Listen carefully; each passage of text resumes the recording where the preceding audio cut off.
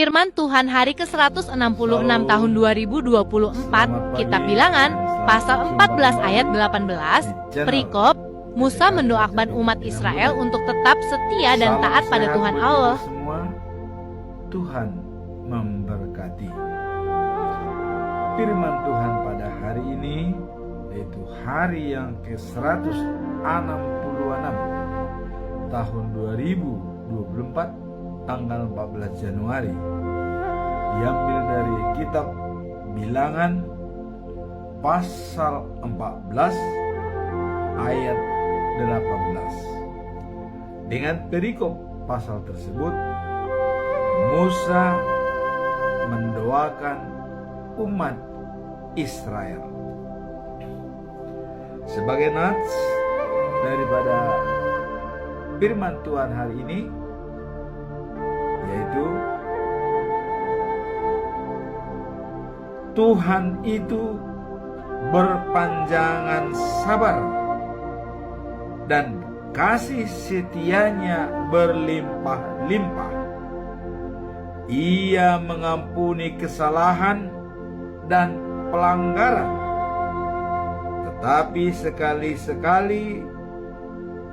sekali-kali tidak membebaskan orang yang bersalah dari hukuman. Bahkan ia membalaskan kesalahan bapa kepada anak-anaknya, kepada keturunan yang ketiga dan keempat. Itulah firman Tuhan hari ini. Dan bagaimana dengan bacaan pagi? Nah, bacaan pagi diambil dari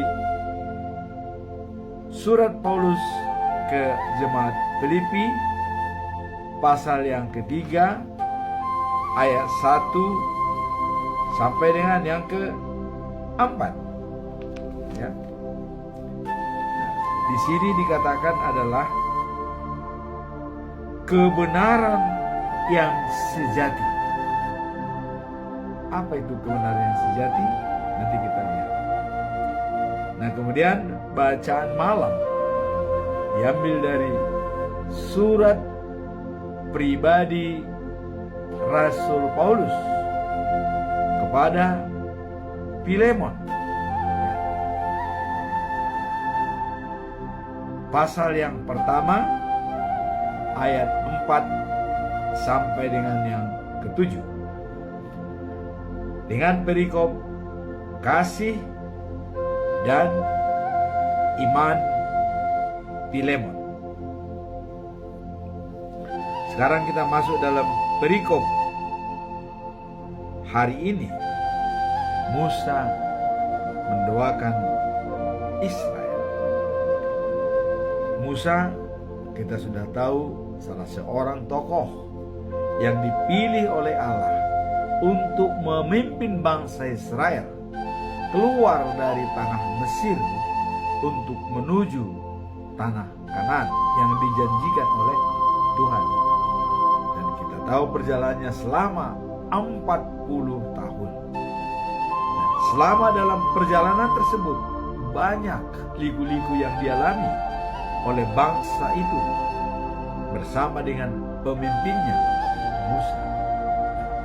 Dengan kesulitan-kesulitan yang dihadapi oleh bangsa Israel, dan dengan adanya murka Allah karena perlakuan daripada bangsa Israel, ya, membuat patung emas, ya, untuk disembah. Nah, maka dengan perlakuan itu Allah murka kepada Israel, bahkan sempat mengatakan semua akan dimusnahkan. Nah, cuman dengan adanya Musa sebagai perantara, Musa sangat bijak menyampaikan kepada Tuhan Allah. Ya. Musa mengatakan, seandainya kita musnahkan bangsa ini, apa kata orang Mesir nantinya? Dibawa bangsa itu ke gurun pasir dan di gunung untuk dimusnahkan. Akhirnya Tuhan merubah keputusannya. Kalau begitu, pilih mereka yang bersalah dan yang tidak menyembah aku. Biarlah saudaranya sendiri membunuh saudaranya. Yang percaya kepada saya dan yang tidak percaya dimusnahkan. Akhirnya 3.000 orang pada waktu itu meninggal di gunung Sinai. Nah, dalam perikop inilah, dengan adanya murka Allah kepada bangsa Israel, sehingga Musa berdoa kepada Tuhan dan mendoakan bangsa Israel supaya tetap setia. Nah, sekarang mari kita lihat mengapa Musa mendoakan Israel. Ini yang menjadi pokok permasalahan yang perlu kita ulas dalam pagi ini. Musa mendoakan Israel sebagai tindakan kasih dan perhatian kepada umatnya. Nah, jadi itu karena kasih dan perhatian kepada umatnya, seperti yang diajarkan dalam Alkitab, ya, bagi para pemimpin rohani untuk mendoakan dan membimbing umat mereka. Nah, jadi diarahkan juga ini kepada semua pemimpin-pemimpin umat rohani, ya. Mungkin kalau di Indonesia itu ada uskup, ya, ada paus, ya, dan hamba-hambanya para pendeta harus selalu mendoakan umatnya supaya tetap setia. Inilah merupakan gambaran, ya, arti daripada Musa mendoakan umatnya dalam Alkitab, ya. Bagi para pemimpin wajib hukumnya untuk mendoakan para umat untuk tetap setia pada Tuhan. Musa mendoakan Israel sebagai bentuk intervensi spiritual. Jadi Musa mendoakan bangsa Israel itu merupakan intervensi spiritual, karena sudah melihat begitu murkanya Allah kepada bangsa Israel. Maka Musa mengambil inisiatif, harus diintervensi. Dia mendoakan, ya, dan mendukung, ya, kemudian mendampingi umat pilihan Tuhan dari segala ancaman dan kesulitan yang mereka hadapi. Nah, jadi untuk mendampingi dan mendukung dari segala ancaman yang hadapi, maka perlu mendoakan. Nah, dalam Keluaran 32, yaitu pasal yang ke-32, ya, dalam kitab Keluaran pasal 32 ayat 11 sampai 14. Lalu Musa mencoba melunakkan hati Tuhan. Melunakkan artinya biar Tuhan belas kasihan. Dengan berkata, mengapakah Tuhan murkamu bangkit terhadap umatmu yang telah kau bawa keluar dari tanah Mesir dengan kekuatan yang besar dan dengan tangan-tangan yang kuat. Tangan-tangan yang kuat itu artinya selalu dijaga oleh Tuhan, ya, menghadapi perjalanan di laut, ya, yang tidak bisa dilewati, laut terbuka, mereka lepas, ya. Bangsa Israel keluar dari Mesir juga mengalami hal-hal yang banyak, sampai 10 kejadian, ya. Dan kejadian terakhir setelah anak sulung bangsa Mesir meninggal, baru Raja Firaun membolehkan keluar dari Mesir. Jadi dengan tangan-tangan yang kuat sudah mengeluarkan bangsa Israel. Itulah dikatakan oleh Musa di sini bahwa lalu Musa mencoba melunakkan. Dia mencoba melunakkan hati Tuhan. Mengapakah Tuhan murkamu bangkit terhadap umatmu yang telah kau bawa keluar dari tanah Mesir? Ini permohonan daripada Musa. Nah, kemudian dikatakan lagi oleh Musa, orang-orang Mesir akan berkata, katanya, mereka membawa bangsa itu ke gunung untuk dimusnahkan. Nah, kemudian Musa juga mengatakan, ingatlah, ya, kepada nenek moyang mereka itu ada Abraham, ya, Ishak, dan Yakub atau Israel, ya, yang selalu setia kepada Tuhan. Kata Musa ini kepada Tuhan, ya, dia berbicara langsung. Dan janjimu akan membuat keturunan mereka, ya, menjadi seperti pasir di laut dan bintang di langit, banyak. Itulah yang diingatkan oleh Musa kepada Tuhan, bahwa ingatlah kepada Abraham, Ishak dan Israel, hamba-hambamu, ya, sebab kepada mereka engkau telah bersumpah demi dirimu sendiri dengan berfirman kepada mereka, aku akan membuat keturunanmu sebanyak bintang di langit, dan seluruh negeri yang telah kujanjikan ini akan kuberikan kepada keturunanmu, supaya dia memilikinya untuk selama-lamanya. Nah, inilah yang diingatkan kembali oleh Musa. Dan kalau seandainya memang dibunuh semua, ya selesai, nggak ada lagi penerus. Kira-kira begitu Musa menyampaikan kepada Tuhan Allah, ya. Dan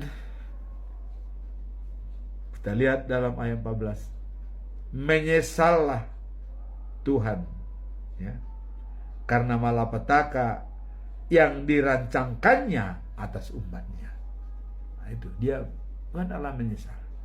Maka setelah itu berpalinglah Musa, lalu turun gunung dengan kedua loh hukum Allah dalam tangannya.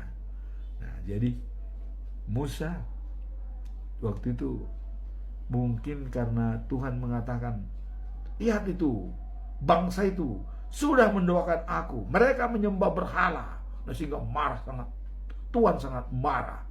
Nah, maka Musa turun dari gunung, dilihatnya. Nah, kedua loh itu ialah itu pekerjaan karya Allah. Jadi yang ada karya Allah di dunia ini adalah pada loh batu itu. Itu Tuhan Allah sendiri yang menulis yang 10 firman tersebut, yang tertulis dalam hukum Tuhan, ya. Nah, lalu kembalilah Musa menghadap Tuhan dan berkata, ya, bangsa ini telah berdosa sebab mereka telah membuat Allah emas lagi mereka, katanya. Nah, tapi sekarang kiranya engkau mengampuni dosa mereka. Jika tidak, ya, hapuskanlah kiranya namaku dari dalam kitab yang telah kau tulis. Wah, ya. Jadi memang perjuangan Musa ini sangat hebat, ya. Sampai dia mengatakan kepada Tuhan, kalau Tuhan tidak lagi mengampuni mereka, katanya, kalau tidak lagi mengampuni mereka, hapuskanlah namaku. Tidak usah kau cantumkan lagi namaku di dalam bukumu, katanya. Siap, artinya siap dia dicampakkan oleh Tuhan, kira-kira begitu, ya. Siap dia, ya. Kalau tidak dalam buku, dia tidak masuk surga, berarti masuk neraka. Dia siap ke neraka. Kira kalau memang demikian jadinya. Inilah pergumulan daripada Musa dengan Tuhan, ya. Dan Tuhan sangat bijak. Apa dikatakan Tuhan? Tuhan berfirman kepada Musa, siapa yang berdosa kepadaku, orang itulah yang akan kuhapuskan dari dalam kitab-kitabku. Jadi diberikan garis besar kepada Musa, siapa yang berdosa, dia akan kuhapuskan dari kitab-kitabku. Walaupun Musa meminta kepada Tuhan supaya dihapuskan dari buku daftar pustaka itu di surga, ya, minta dihapuskan namanya. Kalau Tuhan tidak mengampuni mereka lagi, hapuskanlah nama saya. Inilah tanggung jawab seorang pemimpin kepada bangsa, ya. Dia berani berkorban, berani dia menyerahkan diri, bertanggung jawab atas bangsa Israel. Coba, begitu hebat perjuangan daripada Musa, ya. Nah, dan Tuhan Allah memang sangat bijak. Yang berdosa kepadaku, namanya kuhapuskan dari tempatnya. Nah, cuman ini kadang-kadang permasalahan kepada teman-teman, ya. Ada yang menganggap bahwa bayi itu suci. Nah, padahal dosa turun-temurun itu sudah ada. Sampai keturunan ketiga, keempat, dosa bapaknya, ya. Nah, kenapa? Karena Adam sudah berdosa.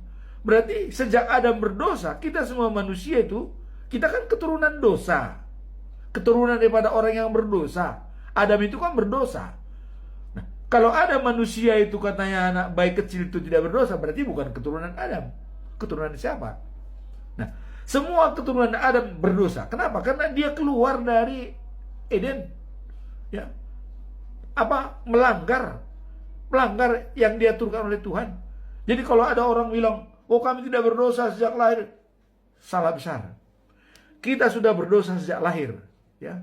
Karena kita adalah keturunan Adam. Kecuali bukan keturunan Adam, baru tidak berdosa, ya. Jadi semua keturunan Adam sudah berdosa sejak lahir, ya. Dan itu akan sampai keturunan. Dosa bapaknya akan diturunkan kepada anak-anaknya. Nah, cuman tadi Tuhan sudah mengatakan, ya, dosa kan bisa diampuni, ya. Pelanggaran dalam ayat hari ini, pelanggaran bisa diampuni, ya. Nah, tadi dikatakan itu dalam kesalahan dan pelanggaran, ya. Jadi kesalahan dan pelanggaran masih bisa diampuni oleh Tuhan. Jadi pelanggaran yang dibuat oleh Adam dan menimbulkan itu menjadi dosa turun-temurun kepada kita, itu bisa dihapuskan oleh Tuhan. Dan tadi sudah digarisbawahi, yang berdosa akan saya keluarkan dari buku catatan saya, kata Tuhan. Nah, yang berdosa.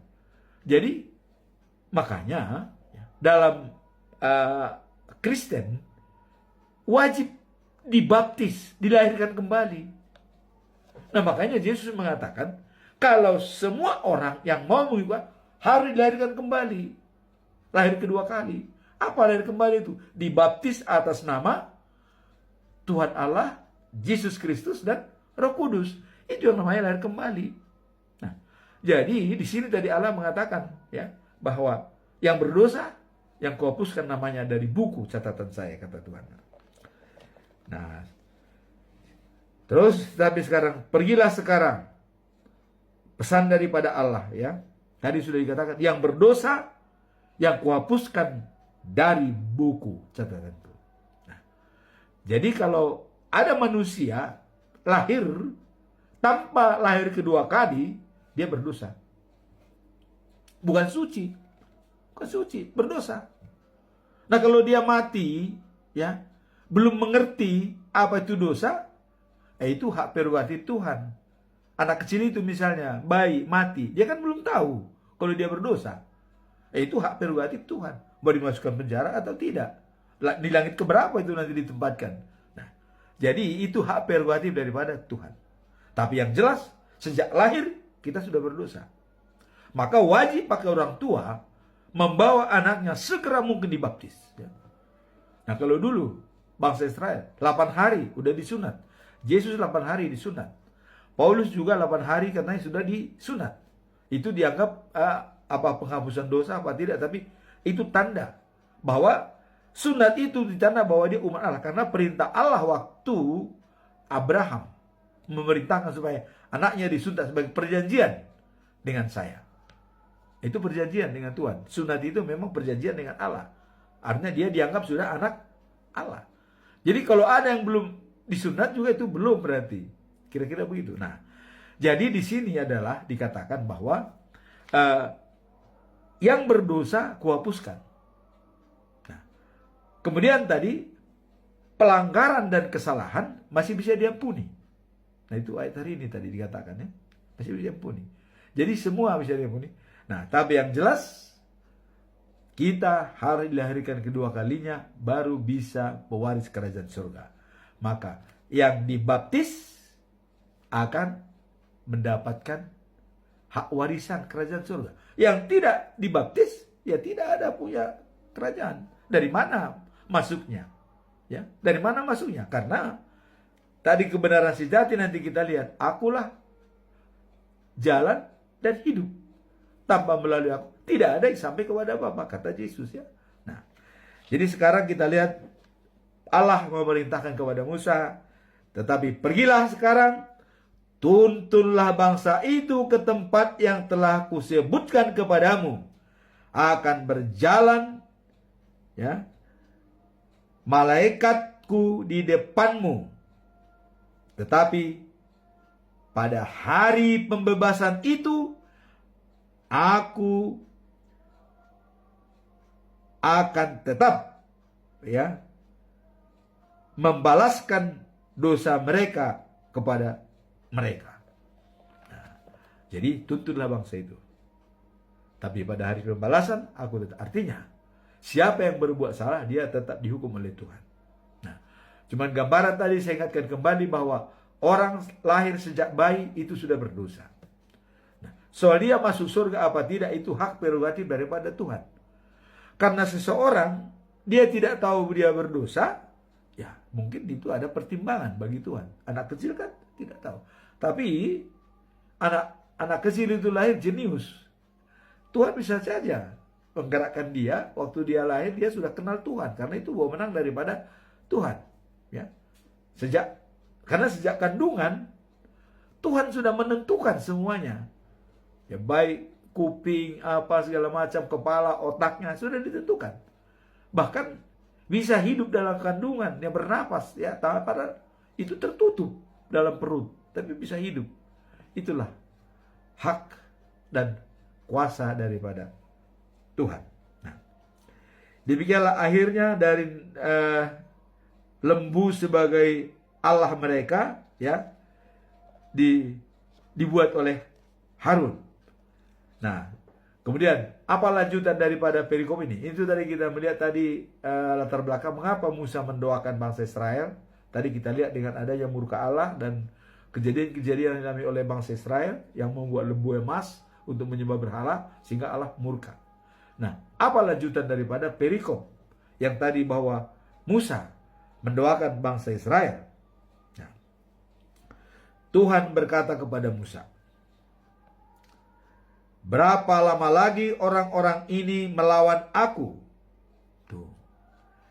Sampai kapan mereka tidak percaya? Ya. Kalaupun sudah banyak keajaiban-keajaiban yang kubuat. Jadi berapa lama lagi? Ditanya oleh Tuhan kepada Musa. Berapa lagi? Ya. Nah, Musa berkata pada Tuhan, ya Tuhan, nanti orang Mesir mendengar hal itu. Padahal dengan kuasa-Mu, Engkau telah membawa kami keluar dari Mesir itu. Nah, karena tadi Tuhan mengatakan, berapa lama lagi tidak percaya kepadaku? Dan akan membinasakan mereka dengan penyakit. Tuh. Jadi ada lagi tadi, artinya berapa lama lagi mereka? Kok kenapa tidak percaya? Kenapa begitu? Akan kubinasakan dengan penyakit, katanya. Jadi Tuhan membuat lagi ancaman dengan penyakit kepada mereka. Nah, maka Musa menjawab, ya Tuhan, nanti orang Mesir mendengarnya hal itu, padahal dengan kuasa-Mu Engkau telah membawa kami keluar dari Mesir itu. Jadi dia kembalikan lagi, kalau dibikin nanti penyakit kan bisa mati semua. Semua kena penyakit ya repot. Kalau tidak karena percaya, hanya karena tidak percaya. Jadi Musa masih artinya mencobalah meminta hibah Tuhan ya. Dan dia hanya menyampaikan, kita sudah capek-capek berangkat dari Mesir. Tapi kalau gitu, semua nanti kena penyakit mati semua. Waduh, kalau hanya saya Musa yang hidup, yang lain mati, ya repot juga. Kira-kira begitu ya pandangan Musa. Nah, orang Mesir telah mendengar bahwa kami telah berjumpa dengan Tuhan. Nah, jadi artinya Musa menyampaikan kepada Tuhan orang Mesir sudah mendengar bahwa kami sudah berjumpa dengan Tuhan pada waktu siang hari dengan tiang awan. Melalui tiang awan kau tunjukkan dirimu kepada kami, katanya. Kemudian pada waktu malam hari dengan tiang api, katanya, kau berikan. Jadi artinya kalau kami sudah melihat Tuhan, nah mereka sudah mendengar itu. Oh, bangsa Israel sudah melihat Tuhan, berarti mereka akan kagum kepada kami. Kira-kira itu pernyataan daripada Musa kepada Tuhan, ya. Nah, maka Musa mengatakan, jika engkau membunuh seluruh umatmu ini, maka bangsa-bangsa lain yang pernah mendengar tentang kemaksuranmu atau kebaikanmu akan mengatakan, ya, bahwa engkau membunuh umatmu di padang gurun karena engkau tidak mampu membawa mereka ke negeri yang telah dijanjikan. Ini sudah pernyataan yang sangat kencang juga. Jadi artinya mereka, ya, kalau kianina engkau, katanya, kalau kau Tuhan membunuh seluruh umatmu ini, katanya, maka bangsa-bangsa lain yang pernah mendengar tentang kemaksuran, kehebatan Tuhan waktu bertemu dengan mereka itu kan sirna, kira-kira begitu, ya. Nah, artinya bahwa ternyata tidak mampu membawa umat itu menuju tanah Kanaan yang dijanjikan. Jadi ada semacam underestimate dari orang lain, kira-kira begitu menurut Musa, ya, kepada Tuhan. Nanti mereka merendahkan kita. Tidak mampu membawa ke situ, sehingga dibunuh semua di padang gurun, katanya. Nah, sehingga Musa memohon. Nah, inilah doanya Musa, ya. Dikatakan, Tuhan, saya mohon, tunjukkanlah kekuasaan-Mu kepada kami dan laksanakanlah apa yang telah sudah Kau janjikan. Engkau telah berkata. Nah, jadi Musa mengatakan itu, bahwa memohon kepada Tuhan, saya mohon tunjukkanlah kekuasaan kepada kami dan laksanakanlah apa yang telah sudah Kau janjikan. Apa dijanjikan itu? Nah, Engkau telah berkata, kata Musa ini, Engkau telah berkata. Itulah firman hari ini, ya. Dikatakan, Aku Tuhan tidak cepat marah. Aku menunjukkan kasih-Ku dan kesetiaan-Ku dengan berlimpah-limpah. Nah, kesetiaan-Ku dengan berlimpah-limpah. Kemudian, Aku mengampuni orang yang berdosa dan yang melawan Aku. Nah, tapi biarpun begitu, kesalahan orang tua akan kubalaskan kepada anak-anak dan cucu-cucunya sampai keturunan yang ketiga dan yang keempat. Jadi artinya dia tetap, kesalahan orang tua akan kubalaskan. Nah, kepada orang yang mana? Yang tidak turut perintah Tuhan. Ya. Artinya, kalau kita hanya hidup begitu saja, tanpa mendengar firman Tuhan, biasa-biasa saja, tanpa mempercayai Tuhan, itu kesalahan itu dilimpahkan kepada kita. Kesalahan dari turun-temurun, ya, dari orang tua, karena Adam salah, turun kepada keturunannya, cucunya turun kepada cucunya. Nah, sampai keturunan ketiga keempat, ya, itu akan turun. Nah, jadi, dan inilah ayat hari ini yang didahului dengan permohonan Musa kepada Tuhan. Jadi dengan Musa, ya, memohon kepada Tuhan, doanya tadi, Tuhan, saya mohon, katanya, tunjukkanlah kekuasaan-Mu kepada kami dan laksanakanlah apa-apa yang telah sudah kau janjikan. Karena engkau berkata, katanya. Dalam pasal 14 ayat 18 ayat tadi dikatakan, Tuhan itu berpanjang sabar dan kasih setianya berlimpah-limpah. Ia mengampuni kesalahan dan pelanggaran, tetapi sekali-kali tidak membebaskan orang yang bersalah dari hukuman. Bahkan ia membalaskan kesalahan bapa kepada anak-anaknya, kepada keturunannya yang ketiga dan keempat. Inilah firman Tuhan hari ini. Jadi Musa mendoakan umat dan memohon kepada Tuhan, karena Tuhan punya belas kasihan kepada manusia. Tetapi Tuhan tetap akan mengingat dosa daripada bapa ke anaknya sampai keturunan ketiga dan keempat.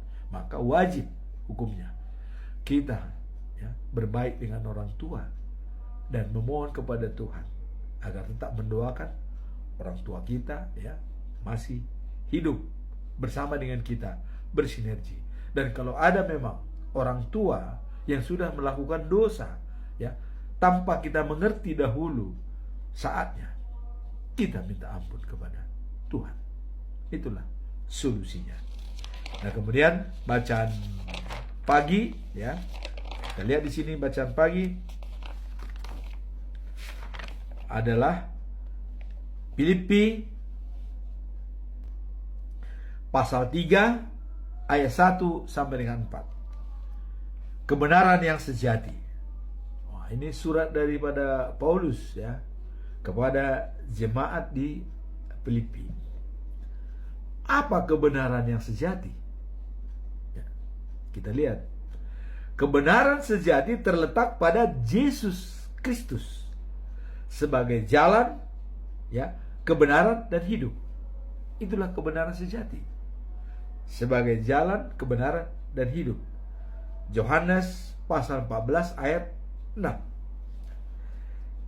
Yesus adalah sumber segala-galanya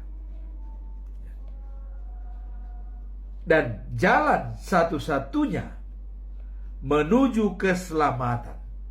Kemudian kebenaran sejati itu dilengkapi dalam firman Tuhan. Jadi Yesus kebenaran sejati, dan untuk melengkapinya adalah mengenai firman Tuhan, membenarkan bahwa Yesus adalah juru selamat. Firman Tuhan membenarkan. Nah, dia sudah dinubuatkan dalam buku Mazmur dan Yesaya, sudah dinubuatkan. Beberapa tahun yang lalu, ratusan tahun sudah dinubuatkan bahwa juru selamat akan datang. Bahkan Tuhan sudah mengatakan kepada dari keturunanmu lah akan datang pemimpin dunia, yang raja dari segala raja. Itulah Yesus Kristus. Dalam perikop ini, kebenaran yang sejati, surat Paulus kepada jemaat Filipi. Jadi ini yang sebelumnya telah mengutus Timoteus dan Epaphroditus, dua orang. Timoteus yang sangat taat dan sangat setia kepada Yesus, apalagi Epaphroditus, seorang yang imannya sangat kuat untuk menjaga kebersamaan dalam jemaat Filipi. Walaupun dia dikirim oleh jemaat Filipi untuk menjaga Paulus di penjara sampai dia sakit hampir mati, tapi dia tetap sayang kepada jemaat di Filipi.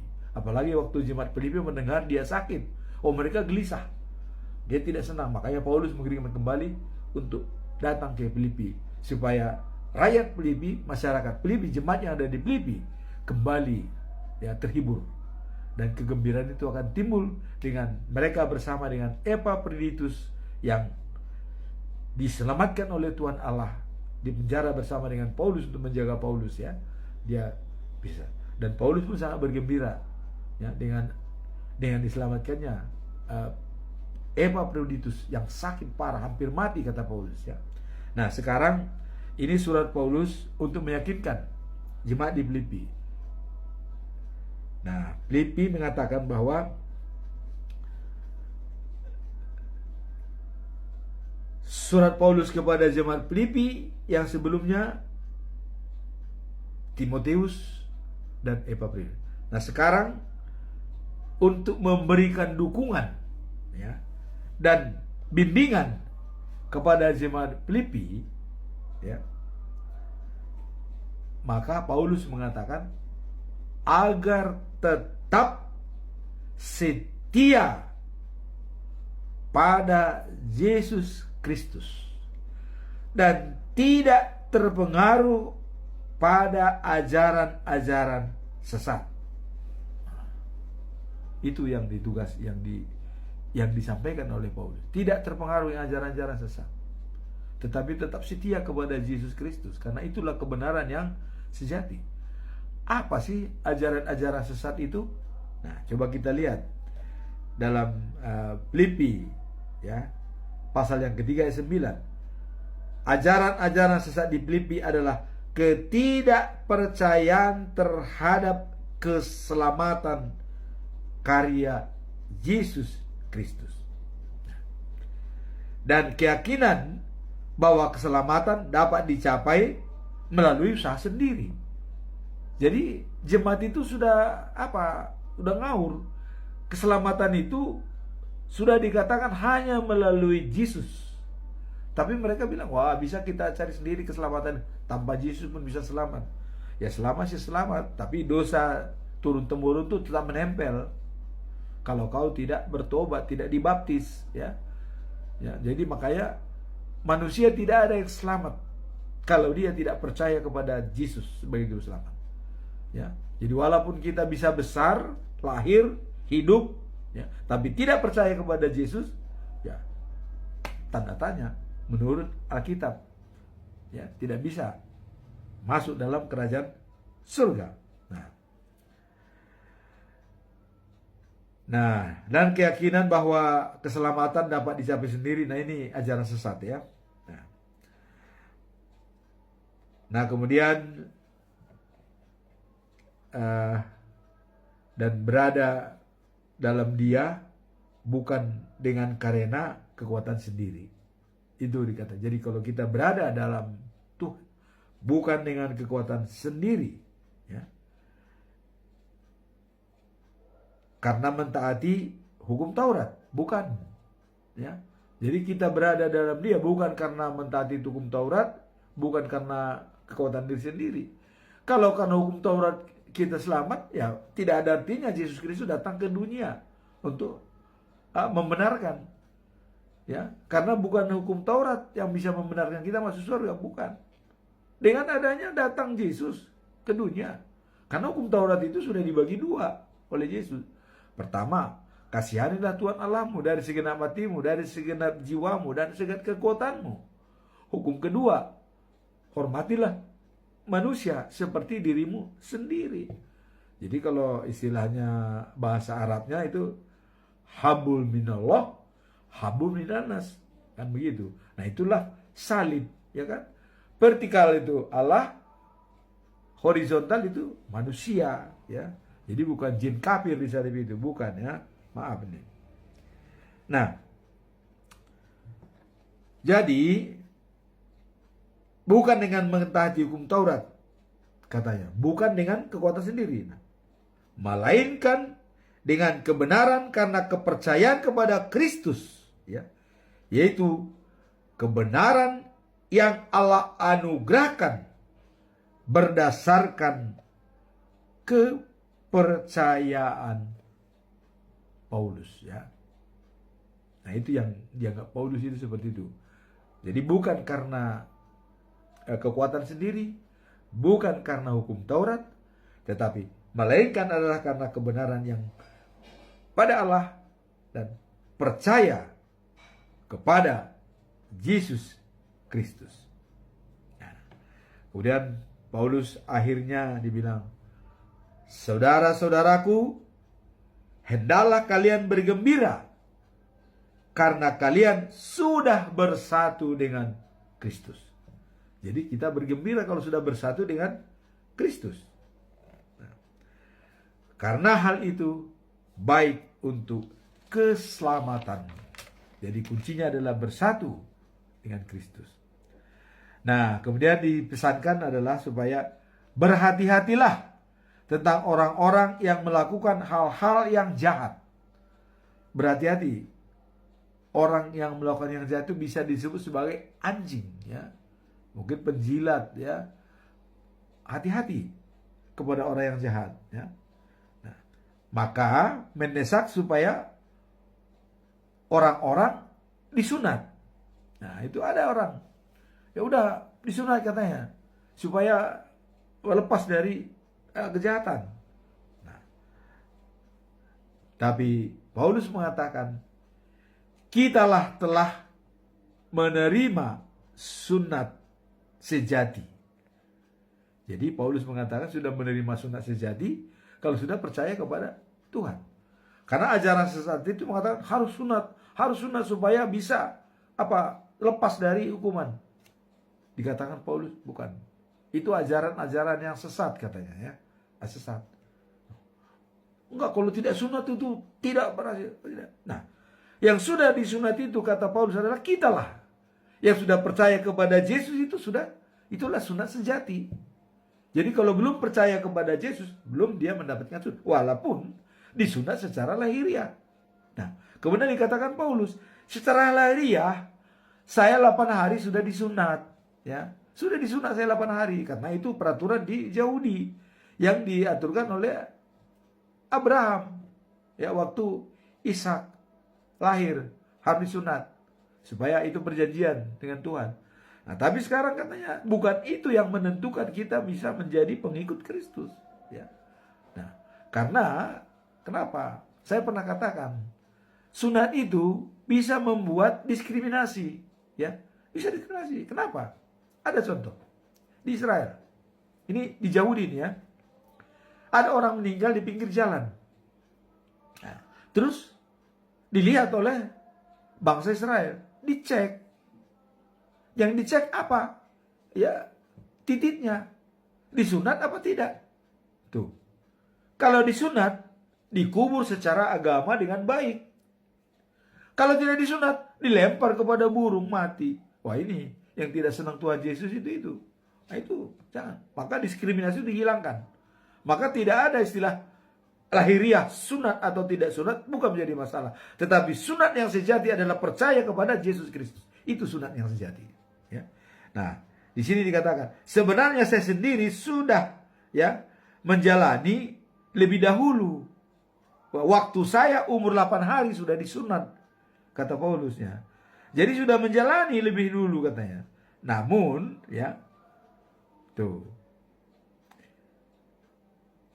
kelakuan kita, kepercayaan kita pada Tuhan Yesus Kristus tidak terganggu dengan upacara-upacara seremonial, ya, atau hanya, ya, mementingkan diri sendiri. Upacara-upacara seremonial itu yaitu sunat, ya. Nih, kalau nggak disunat tuh, waduh, nggak bisa diterima oleh Allah. Jadi Paulus mengatakan, saya lebih dulu disunat. Tapi selama saya tidak ikut Yesus, tidak bisa hidup katanya. Tidak bisa dapat keselamatan. Nah, itulah perikop yang kita lihat tadi, kebenaran sejati yang dikatakan oleh Tuhan Yesus, ya. Paulus adalah ikut Yesus, itulah kebenaran sejati. Nah, kemudian bacaan malam itu ada surat Paulus juga kepada Filemon, ya. Pasal yang pertama ayat 4 sampai dengan 7. Kasih dan iman Filemon. Nah, sekarang kita mau tanya, siapakah Filemon itu? Nah, Filemon adalah seorang rekan seiman yang disebutkan dalam surat Paulus kepada Filemon, ya, di Alkitab untuk menerima kembali, ya. Kalau suratnya pernah itu untuk diterima kembali Onesimus, ya. Onesimus ini merupakan pernah pegawai daripada Filemon, tapi mungkin dia mencuri uang. Nah, sehingga dituduh, sehingga dia mungkin dimasukkan penjara gara-gara itu. Nah, di penjara dia bertemu dengan Paulus. Setelah di penjara, Paulus menasihati dia. Akhirnya dia bertobat. Nah, maka Paulus juga pernah mengirim surat ke Filemon, terimalah Onesimus itu sebagai anggota. Dia sudah melayani saya. Dia sudah baik-baik katanya.